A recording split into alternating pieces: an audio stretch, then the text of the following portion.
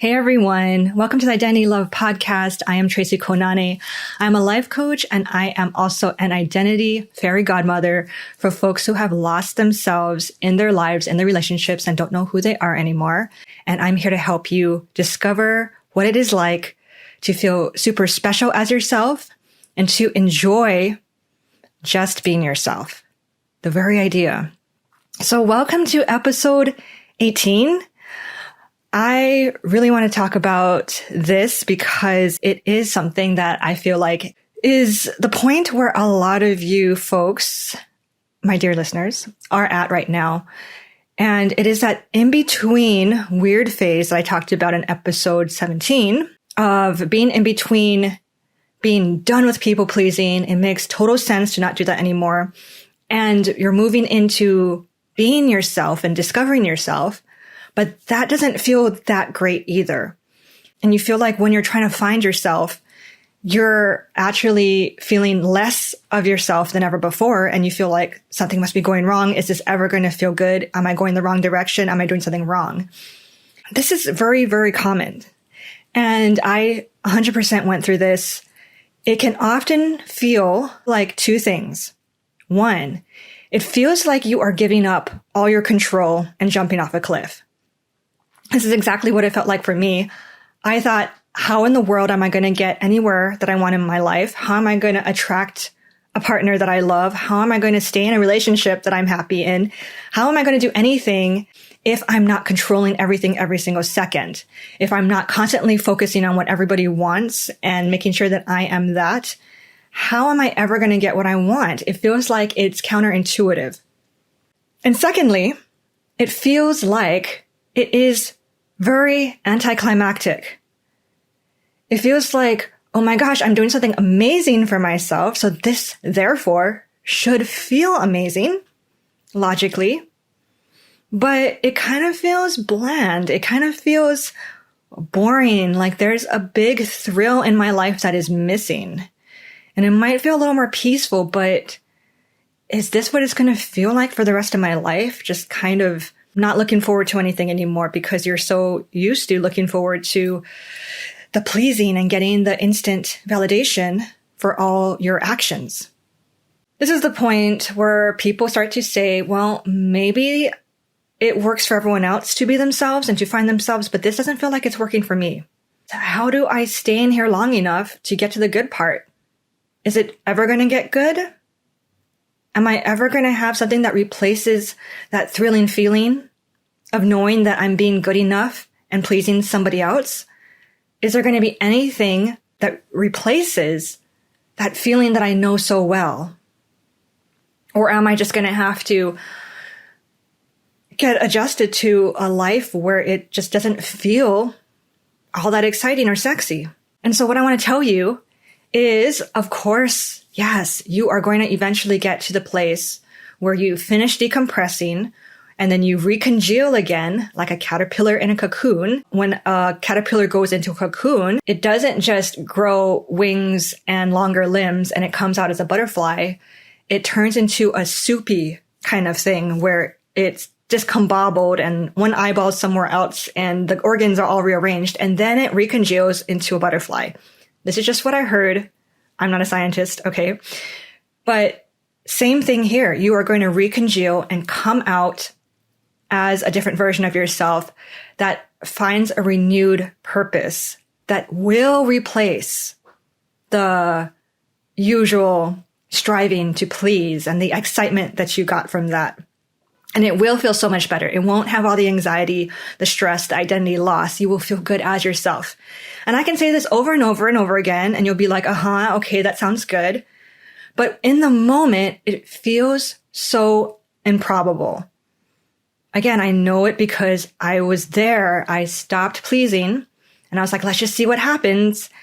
And I thought, oh my God, I missed something in my life. This just does not feel exciting. Maybe I'm the one person who it doesn't have somebody special in her.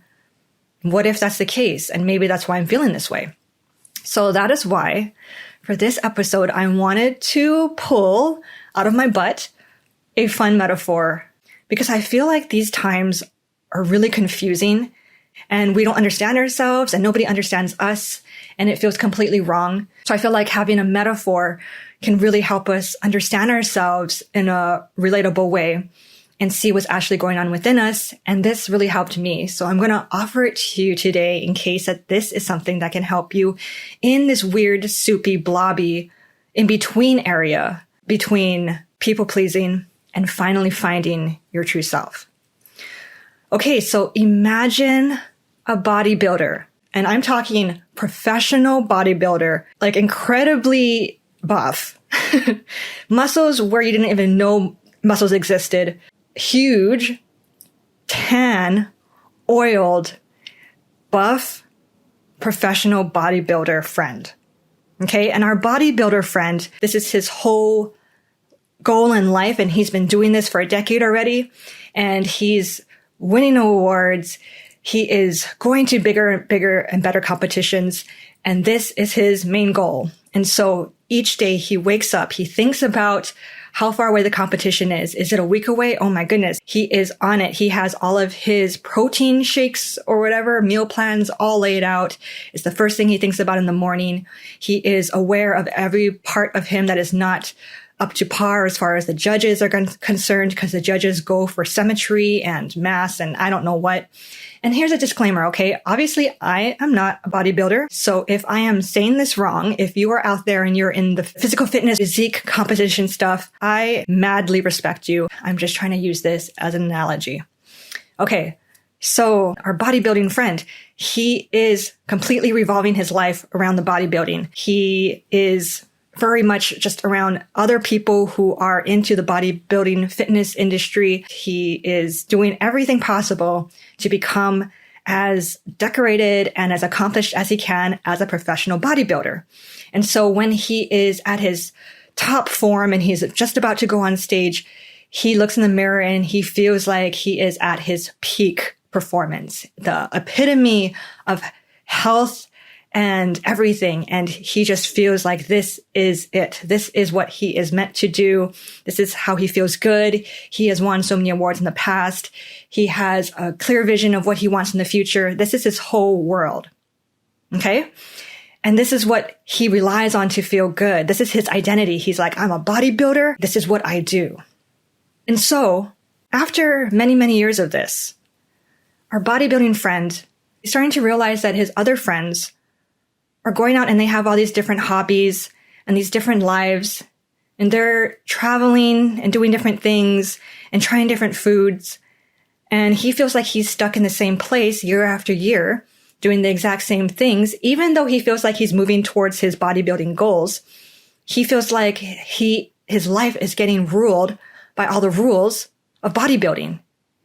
He's getting tired. He's getting tired of counting all the macros, whatever, I don't know what you do, of all the meals. He's tired of having to turn down friend dates because he's worried that he's going to go off his diet. He is tired of always having to go to the gym and watch his body fat and to how he's measuring up to all the other guys and thinking about how the judges are going to see him and thinking about how every part of his body looks. He is getting tired of that. And plus, when he went to the doctor said, if you keep going this direction, you might have some long-term negative health effects because of all the things you're doing to an extreme here, all the extreme lifting, the extreme training, the extreme diet. It could have these adverse effects in the future. And so your health is at risk if you continue down this path. And so this kind of scares our bodybuilder friend because he's feeling a little disillusioned now. He's thinking, you know what? I don't know if this is what I want to keep doing. Even though this is my entire life, even though I derive so much meaning and excitement from this, and this is my whole identity, I'm getting kind of tired of living this extreme life where I'm just preparing myself for the judges. So he starts to learn about something called blue zone centenarians. Now, the blue zones are certain areas of the world that is known for having the most centenarians, which is people who are living past age 100, who are also healthy and thriving. They're still going out and puttering in the garden and playing sports and having friend gatherings, right? So these are not just people who only lived to 100, but they're thriving. They still have a lot of life going on in them. And they are healthy. They are happy. There's a lot of wellness in their community. And there's certain pockets of the world that have these phenomenons where there's a lot of people who have lots of longevity. And so he learns about this and he sees, oh, wow. So I thought I was so healthy, being really buff and winning awards for it. But now I see these people who are going out, living these much more calm lives, who are not going to the gym all the time and counting out all their different meals and stuff and constantly analyzing their physique. They're just going out, they're eating these natural diets that are grown where they are locally. They have certain cultures that support community and socializing. They have purpose and meaning in their lives, even though their lives are not glamorous and they're not on stage posing and winning trophies. They're going out and they have these fulfilling lives, high quality lives. And so our bodybuilder friend sees this and he's like, wow, that sounds like heaven compared to what I'm doing. This has served me in the past. It really helped me get out of my shell. It helped me show me what I'm made of. I impressed myself along the way, but I am tired of living this way. It is no longer working for me. It no longer feels like wellness. It no longer adds quality to my life. Because the doctor said that I could have problems down the road, I want to focus on wellness, on me lasting as long as I can and living a high quality life as long as I can. So instead of just having this huge muscular physique, I want to focus now on having like a blue zone centenarian longevity focus. That's what I want to do. And so our bodybuilder friend decides that he is going to transition out of the bodybuilding fixation world and to live a life of newfound health and wellness and to redefine what it's like to be at peak physical health. So you probably understand now that our bodybuilding friend is us. We are the bodybuilders going to extremes, constantly worrying what the judges are going to think. Are we better than all the competitors with our partners? Are we living up to the high standards that these other people have? Are people impressed with us? Are we the nicest person we know? Are we doing everything possible to have this identity of being perfect partner, perfect person who does everything right in their life? We are going to extremes because we are being the bodybuilder. And then we see that there's a whole new way of living. We get tired of constantly pumping the iron, working so hard to get the trophies and the awards and the recognition.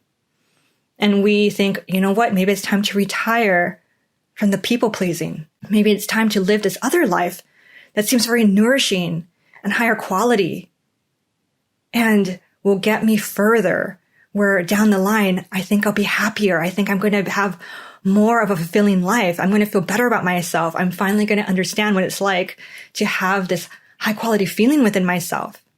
But remember, we are the bodybuilders that have for so long had the identity of being a bodybuilder. We're used to being the buff one, the one that stands out because of how good we perform and how good we look, right? So for us to just stop all of that and let our so-called muscles not atrophy, but get to a more normal size, to get smaller, to get less noticeable, to still be fit, but you can't see me being fit from a mile away, right? That is a really big deal for a bodybuilder who is used to having their whole adult life being a bodybuilder. You're used to hanging out with bodybuilding friends and suddenly you're no longer into that life. They're going to say, what is wrong with you? How come you're quitting on us? What's different about you? And it's the same thing that happens when we stop people pleasing so much. People are going to be like, what? What are you doing? How come you're acting this way?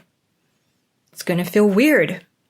When you're so used to waking up and thinking about the competition or the muscles and the nutrition, you're going to wake up and realize once all of that is no longer in the picture, it's going to feel like something huge is missing because something is. The daily life that you've had for so long, the routine that was revolving around something, a different purpose, an external purpose, it's going to feel like something huge is missing. And you're going to go through your day and being like, I don't even know what to do with myself. Our brains are going to start to go off, all the emergency sirens being like, what are you doing? It feels like you're doing nothing now. What is wrong with you? There's going to be a huge change in daily life because you're shifting your purpose from external to internal. If your whole identity was nicest person ever, best partner ever, again, it's going to feel like you're getting smaller, you're getting less significant, which is the last thing you want, right? As your pleasing is getting less, you are going to feel like you're losing yourself, the self you've always known for so long. And this is scary. This feels like I'm going the opposite direction of what I'm trying to do. Like I'm getting less of myself than more of myself. But that's why I want to use the bodybuilder analogy, because when you think of a bodybuilder, their muscles are so extreme that when they start to shrink down to more of a natural musculature, we're not freaking out and saying, oh my God, what's wrong with them? You're just like, okay, they look a lot more normal now, a lot more natural. So when we're so-called shrinking ourselves down from the people pleasing and getting smaller because we're not out there trying to extend ourselves to everybody, think of the bodybuilder. It's not that we're actually losing ourselves. We're losing all that extra bulk that we've been putting on ourselves and all the performing that we've been putting on ourselves for so long. And we're coming back to a more natural place, a more natural size of our own selves that is fit for us. And again, it's going to feel boring. After striving for the lights, the stage, the competition, the posing, the judges, the awards, focusing on longevity is going to feel pretty anticlimactic. You're like, okay, so there's not this big thing that I'm striving for anymore. When you're used to having the bodybuilding routine, you feel like you're in control because you're measuring your meals. You have everything planned out. You're going to the gym. You are doing everything possible to try to get that big prize.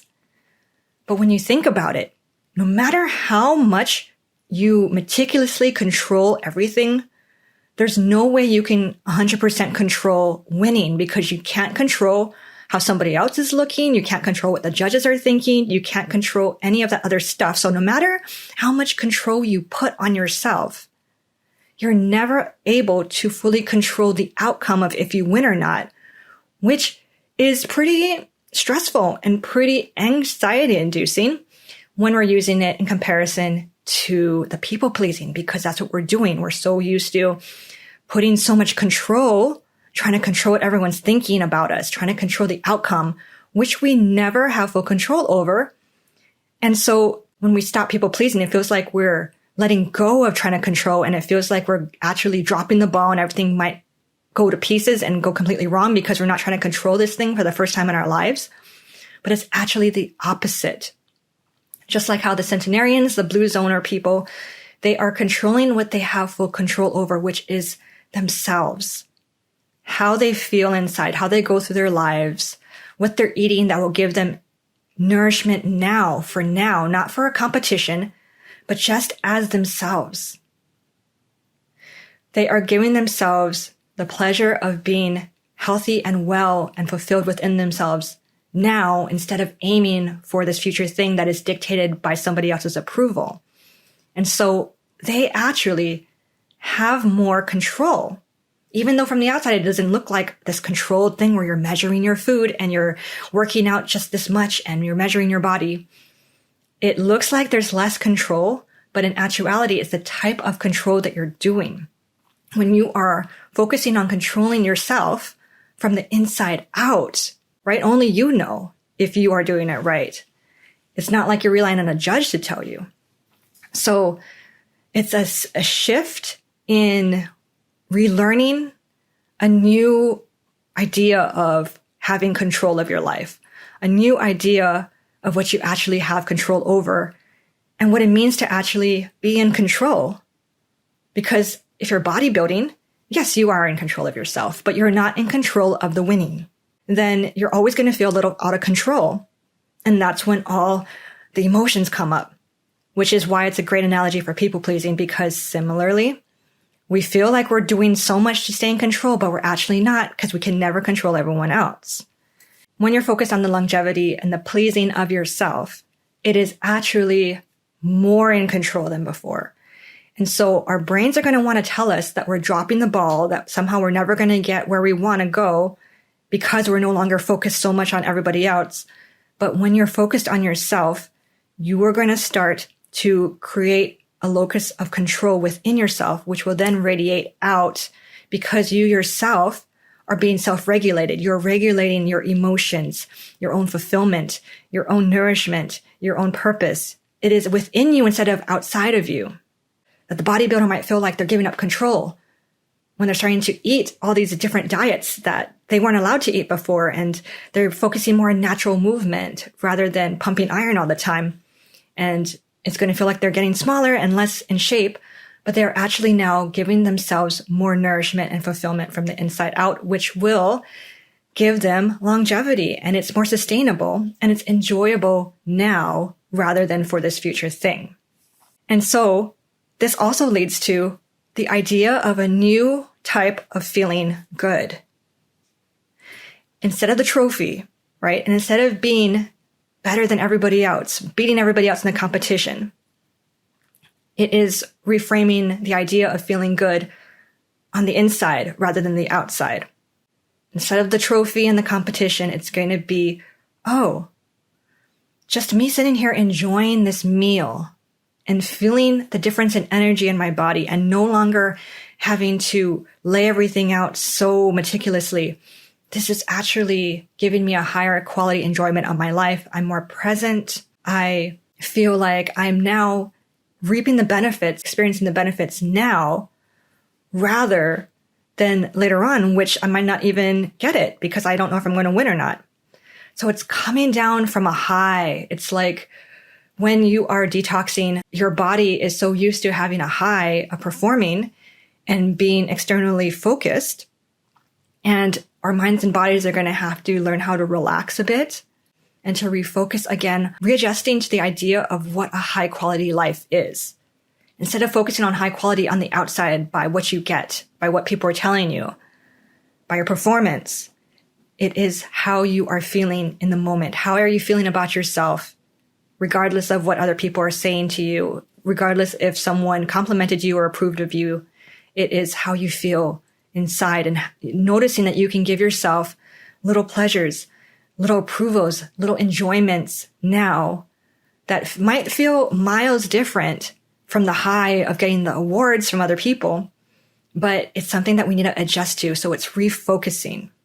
So just as when we imagine our bodybuilder friend going through this process, getting a higher quality life, and we're cheering him on, it's the same thing that we have to see for ourselves. We are cheering ourselves on. We are seeing what needs to be done. We're understanding that this is a totally different lifestyle and a way of focusing and a different energy, in that we are going to eventually get to a place where it's going to become our new normal and it will start to reward us. We're going to even out. Our true self is going to start to come through. We're going to discover things that actually light us up that are different from performing for other folks. We're going to notice all the ways in which we have full control over ourselves, and we're going to feel more in control of our lives than ever before. But there is going to be that weird in-between place, but you're just a bodybuilder learning to focus on longevity and wellness. So to finish this off, I wanted to summarize that it is a period of acclimation. You are going to even out. You are going to get to a more quote unquote natural size, natural way of being, that you are going to learn, oh, wait, there is information within me. There is someone in me who has all these preferences and interests and excitements that are waiting to come out. It's just that I couldn't access this when I was too busy pumping the iron and performing for everybody else. So it is there in you. It's just that you have to let yourself relax, let the muscles get more natural and more even sized. And then you're going to realize that you are going to be able to tap into the true you. And so I used to get such an external thrill from having a event like a party at a club or a date that I was going to go on the weekend. And I thought, okay, I'm going to go and buy some new clothes for this. And it would be from the perspective where I'm going to find the perfect outfit that will dazzle everybody, or I'm going to find the outfit that will make me more attractive, or I'm going to find the outfit that is going to get me the awards, right? The approval. And so I would spend this time shopping and thinking and looking through other people's eyes and measuring myself through that. Then I'd go to the event. Then after that, the thrill would be over. And I'd think, was that even worth it? Did I even like that outfit now that it's in my closet and I spent all that time and money shopping for it? And it was just this one thing. And I don't know if anyone particularly said anything or if it changed anything. And so I'd start the whole process again. I'd say like, well, let me go find something else. Now I get so deeply rewarded just by shopping for myself. Before anybody else sees it, before anybody else has an opinion on it, there is the same pursuit where I'm going out and looking for things, but it is with myself in mind. It is thinking, how do I want to feel? Do I like the fabrics? Do I like the fit? Do I like the print on it? Do I like where it is from? Do I like the color? Do I like the materials? Do I want to settle for this, or do I want to keep looking for something that I have in mind? It is just really being picky and taking my time with choosing the perfect thing for myself. And when I receive it and I put it on and nobody has to see it, I just look and I know when I did good. I said, okay, this is exactly what I wanted. This makes me feel amazing. I feel so good that I'm able to add this piece to my closet because this is something that expresses my true preferences, my true desires. And me being picky is self-love. It is a way of nourishing my identity and saying that what I want matters. And so this is something that I never thought was an experience before. Like right now, I'm waiting on a ring that I ordered from Etsy that is going to go. Notice how I have all these that I wear daily. It's going to go right here. This is the missing part. And I hadn't had a ring that felt right for a long time until I saw this one. And I'm patiently waiting and I'm so excited. And it's not because I'm thinking, oh my God, I can't wait till somebody else sees it or my friend comments on it. It is purely just so I can look at my hands and feel like I've took the time and effort to find something that was perfect for me, that I'm going to enjoy looking at every single day. And it sounds like it'd be something like, okay, that's cool, or that's kind of vain, or I don't know, right? That's what I used to think. But there really is a different energy behind it now, where it is this fulfilling excitement.